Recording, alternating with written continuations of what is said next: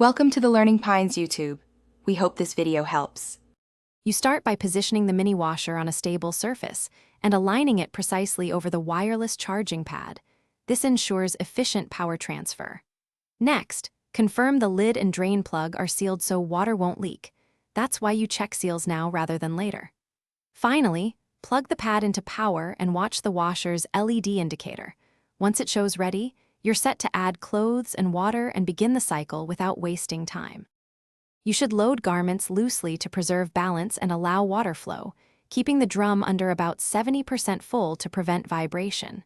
Then add detergent. Use the manufacturer recommended amount.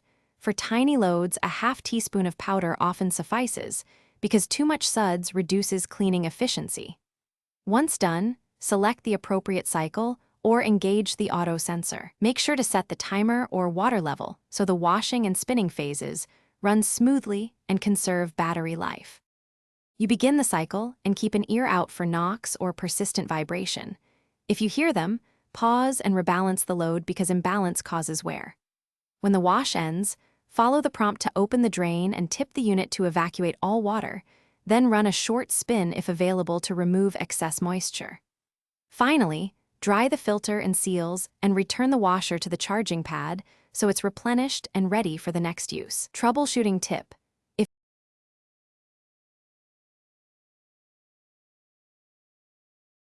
Thanks for watching. Consider subscribing if we helped you.